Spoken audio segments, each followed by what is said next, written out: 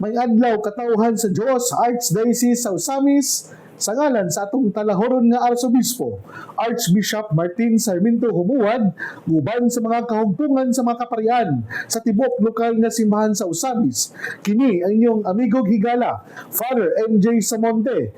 Maghatod og pamalandong niyo karong adlaw karon nga Huwebes, sulod sa unang semana sa Kwaresma, Marso 13, 2025.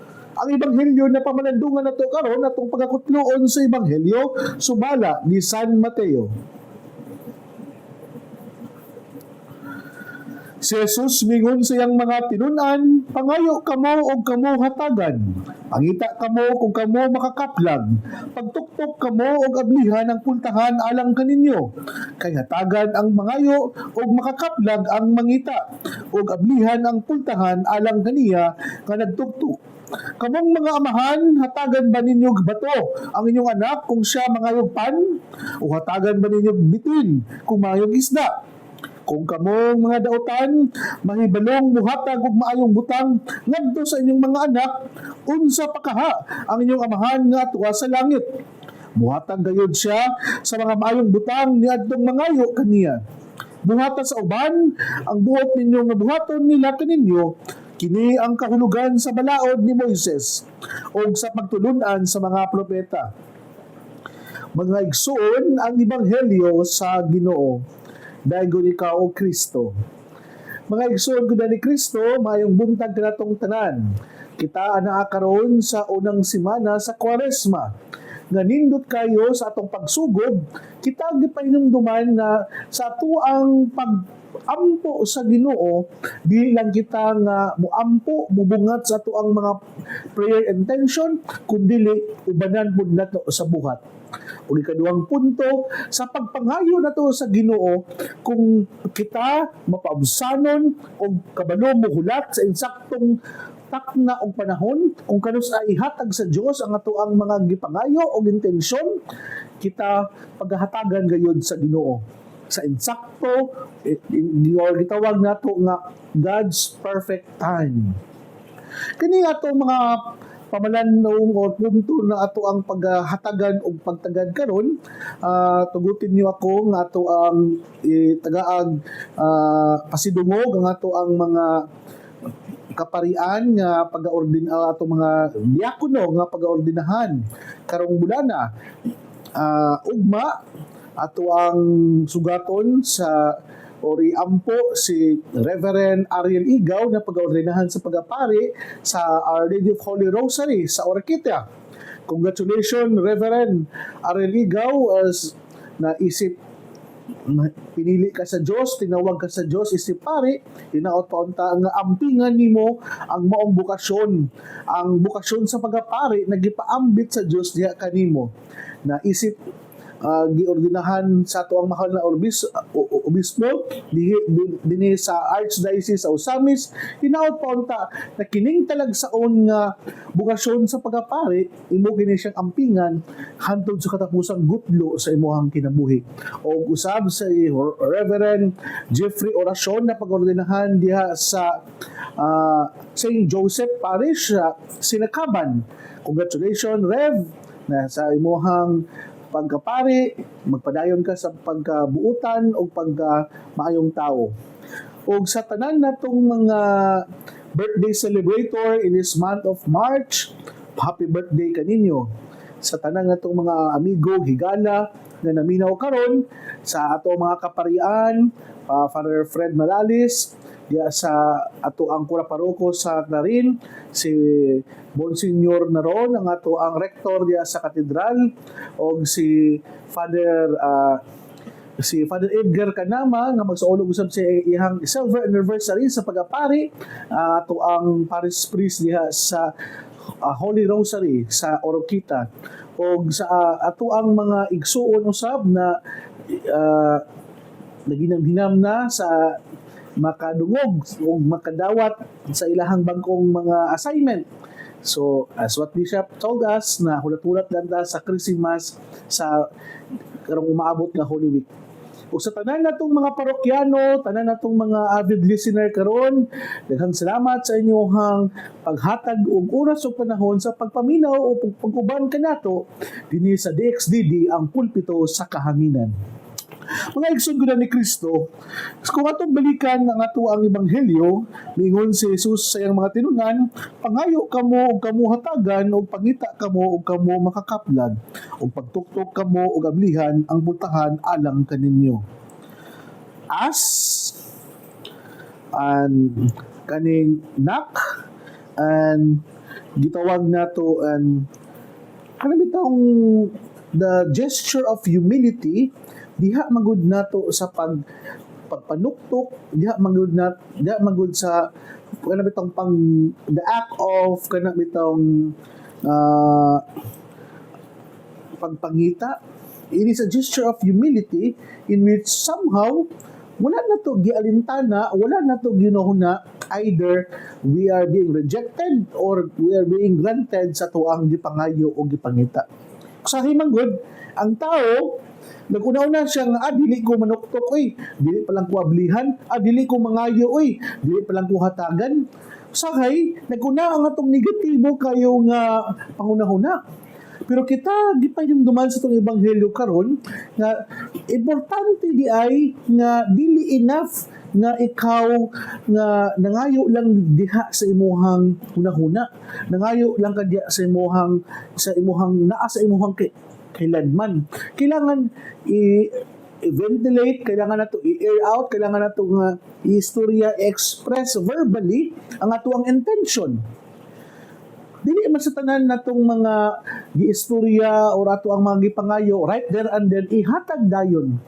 Mao na nga makaingon ko ito sa gesture of humility kay ngano man you're humble enough to express kung unsa ang pangailangan nimo anang mga orasa ang takna, in which mao ni ang kulang sa tuang mga tao o sa tuang mga katawhan karon. Kaya bitawng daghan diay mga tao bitaw nga giagi na lang pangluod, giagi na lang hilom-hilom, giagi na lang og suko-suko kay wala na gid daw gihatag ang iyang gusto. Pero take note, bag-o ta mangluod, bag-o ta magsuko-suko, bag-o ta nga dili mo istorya, we make it sure na ato ang gipadayag ang ato ang mga tumong tuyo. Mao na nga mga anak, mga asawa, or kanang naa sa mga relasyon, bago ka magluod sa imuhang ginikanan mga anak, bago ka magluod sa imuhang asawa or uyab, make it sure nga imuhang gistorya daan. Nga na mag-uban gud nga, no, dapat kabalo ka kung unsa akong gusto, dapat kailakan ako kung kinsa ko. Daghan kong mga nadunggan inana ng mga anak ug mga asawa ug mga uyab nga ngano man ngay dili lagi mopadayag kung unsa ilang gusto nila nga murag gihimo nilang manguhula ang ilang ginikanan, gihimo nilang manguhula ang ilang uyab ug asawa o ilang mga bana. So it is mortal sin mga igsoon na dili pwede nga kanang mukalit na lang ta og hilom og magluod na lang ta og masuko na lang dayon ta sa tao nga wala gihatag ang atong gusto, labi na kung wala po na to verbally or explicitly na gipadayag nga to ang mga tinguha ani kanibuya. Mao na nga dako kayong challenge kanato na kung natay mga plano o gusto sa kinabuhi, ipadayag nato, i-express nato. Mao bitaw na diha bitaw sa pamilya. Importante gyud ang pagpadayganay.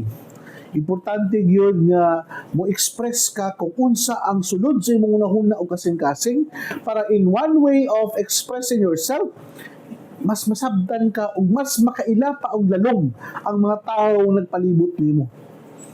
Mao na nga kana bitawng pagpangayo nato sa Dios na unsa ato ang mga gusto.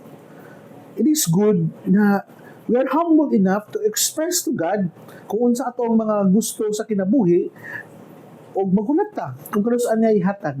Og magulat pud ta kung unsa iyang tubag, either oo, unyara or dili. Hopefully, in the process of discernment and prayer, kita makaaminaw kung unsa ang tubag sa Dios, kung ihatag ba gid niya ni or unya ra or dilian gid ta sa maong mga gusto nato. Mao na mga igsoon gud ni Kristo, sa ato ang pagpangayo kita makakaplag ug diha sa atong pagkakaplag kita paghahatagan ug hopefully kung kita naatay gitawag nato og persistence and determination, hinay-hinayon pa man og filter sa Ginoo kung unsa gyud ang ato ang gusto ug tumong. Kay diha sa ato ang pagpangayo nato sa Dios, kita makaingon nga kini di ay wala dayon gihatag sa Ginoo kay gusto pa niya ihatag niya sa eksaktong oras o panahon. Ano ako man nasulti sa inyo mga igsoon gud ni Kristo? For example, sa kuang bukasyon sa pagkapari. Naay panahon nga gusto na kay kumaordinahan atong seminarista pa ko. Pero sa dihang I am already looking forward to be ordained as a reverend, as a deacon, wala dayon gihatag sa Ginoo. Pero you know what? Bisan pa og gidelay sa Ginoo nga ihatag ang maong ordinasyon, nabati gyud nako sa kilagman sa kong kasing-gasing nga bisan pagdaghan kay mga paglutos, pagsulay og kanang gitawag nato og kanang mga persecution or kanang gitawag nato og kanang filtering moments sa akong kinabuhi, nasayod ako nga bisan pa og naglisod na ko ani Lord pero kabalo ko nga gitawag ko nimo. Mao na nga naa gyud ta gitawag nato og persistence and determination. Nga mo padayon gyud ta. Mo ato gyud ni siyang paningkamutan ug ato yung ipaglaban ang atong gusto. Kay nasayod kita na kini usa lamang sa pamaagi sa Ginoo nga kita salaon sa ato ang mga gusto usab.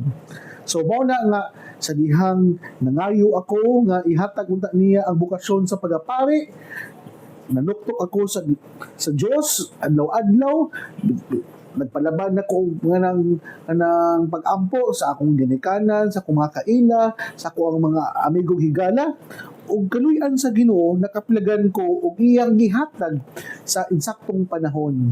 Mao to nga Mayo 30, 2021, gihatag niya ang bukasyon sa pagapari nganhi kanako dadto sa San Mateo Rizal sa Manila.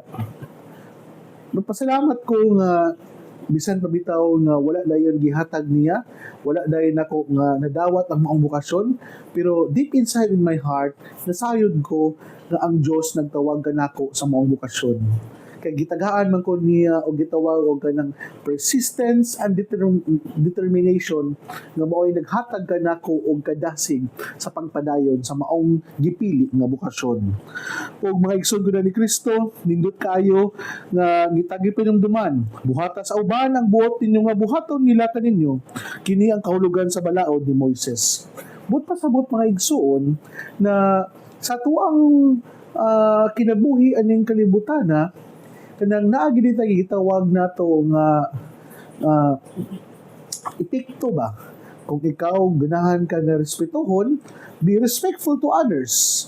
Kung ikaw ganahan pud ka nga kanang tagaan og pagtagad, dapat kamalupog ka mo tagad sa uban. Ayo pag-expect nga maabi-abiho ng uban diha nimo kung ikaw dili pud ka kabalo mo abi-abi. Ayo pag-expect nga tahuron ka sa uban kung ikaw pud mismo wala ka nagtahod sa imong kagalingon ug ngadto sa uban. I-reciprocate ra pud sa uban kung unsa ang atong gipakita ngadto kanila. Bu-bounce back ra pud siya ba? Kung unsa ta nga klase nga tawo ngadto sa uban, kana usab ang kinaiya nga ilang ipakita balik dinhi kanato. Mga igsoon ko ni Kristo, nindot kini siya nga pinumdum kanato. As we are now in this season of Lent, and it's good to ask ourselves, as we are now in these pilgrims of hope, kita, bago lang minamalandong, nagihatag, nindot kayo nga pamalandong nagihatag ni Father Sagrado kanamo sa mga kaparian sa lokal nga simbahan sa Osamis about these pilgrims of hope, nga kita gipahinumduman that this hope is a gift, and this gift, it is meant to be shared through communion, and this communion, it dili lang ta moingon nga mo paambit lang ta, but we need to participate, and through our participation, it is our mission nga kita nagpaambit sa maong paglaom ngadto sa uban. Nga kada bitaw ikaw nahimo kang agent of hope na makita ka sa uban nga sila malaumon nga mopadayon silang kinabuhi tungod nimo. Kada bitaw your presence naghatag og kanang paglaom bisan pa man sa mga pagsulay, bisan pa man sa mga kasakitan na ilang nahiaguman diha kanimo. Isip hospital chaplain sa Mars MC o sa mga pipila ka mga gibisita na kong mga hospital diri sa Usamis, dako kay nga consolation nako that every time nga mubisita ko sa maong mga masakiton uban sa pag-ampo na ubanan ko sa maong pamilya, grabe taong bisan pa man nga naa sila sa kalibog, naa sila sa mga matawag nato og turmoil or matawag nato og hopeless situation, pero the moment nga naay pari nga ming adto kanila, murag makita nimo nga murag bitaw gibisita sila sa Ginoo nga ayaw kabalaka, ayaw ihalad tanan ang imuhang kahimtang sa Dios, kay ang Dios mao'y nasayod sa tanan. Murag bitaw dako kayo og kanang consolation kanako na bisan pag-usahay kanang medyo kapoy, burden, pero kung maabot na ka sa maong senaryo, katong mga effort na imuhang gibuhat para lang nga mabisita nimo ang maong pasyente, dili mawad-an og meaning. Mahimo siyang meaningful kay tungod kay naghatag makag sakripisyo alang lamang sa pag-uban nimo sa pamilya o sa maong pasyente diha sa pag-ampo ug labi na pag-administer nimo sa maong sakramento, ang sakramento sa kumpisal ug ang sakramento sa dihog. Nindot kayo nga konselo na ko mga igsoon nga hinaot pa unta nga kini akong pagapari karon wala lang nako na siya nga gigamit para lang sa ako ang personal consumption, kundi gigamit ko sa Dios para sa kapagragaran ngadto sa katawhan labi na sa mga igsoong masakiton nato. O hinaot pa unta na kini nga misyon na o kini nga gasa na gitugyan o gitagaan kog responsibilidad sa tong mahal na arsobispo nga mao po'y usab nga naghatag kanato og faculty to administer the sacraments. Tagaan kog igong kabaskog sa panglawas, kadaan kog gasa paunta sa kadasig, o tagaan paunta ko sa igo nga kanang bitaw maluhot tayon nga pagpangalagad labi na sa tong mga igsoong masakiton nga pagpangalagad, paghatag og paglaom sa mga tao nga labi na sa mga nahimo lang pointless, meaningless and hopeless ang ilahang kinabuhi. O pinaagi unta sa tong presensya paghatag tag bag-ong paglaom ngadto kanila. So mga igsoon ko na ni Kristo, hinaot pa unta isip usa sa mga pinili sa Dios, pinaagi diya sa pagpangalagad sa iyang simbahan isip pare, kini usab akong giampo kanatong tanan. Mapari makag madili pero diha sa imong bunyag ikaw usab nagidasig o ikaw usab nagi-encourage sa pagfulfill sa imong mission as we partake the threefold mission of Christ in the virtue of our baptism. Hinaot pa unta sa ato ang pagpadayon nini atong pagpamalandong nining Kwaresma, kita makaton kung unsa ang gasan na gipaambit sa Dios kanato, that we need to be in communion, we need to participate, and we need to fulfill this mission. Kay wala mo ni siya gihatag nga gagasa sa Dios para for your own sake, kundi gihatag kini siya for men to be shared for others. Mga igsoon, hindi nila kukutob, ayaw ka mong kalimot na ang pulong sa Dios angay gayud nga pamation, pamalandungan ug paningkamutan nga mapuy-an. Unahan ang tao nga naningkamot pagpuyo sa pulong ni Jesus, sama siya sa usa ka kahoy nga gitanom daplin sa sapa, kansang ang dahon dili gayud malaya, ug timpo sa tingbunga buhatag siya maayong mga bunga. Hinaot pa unta na kining tanan natong nadungog ug gipamalandungan, makatabang kanato sa pagkinabuhi nga balaan na maoy magdala kanato sa ato ang gitinguha og padulngan, ang gingharian sa langit nagipangandoy sa matang binunyagan. Igsoon og manausab uban sa pangamaa sa tong mahal na Birhen na si Santa Maria nga atong gitawag nga Misa Miston ug ang Birhen sa Kuta. Ang Diyos magapanalangin unta kanimo sa ngalan sa Amahan ug sa Anak ug sa Espiritu Santo. Amen.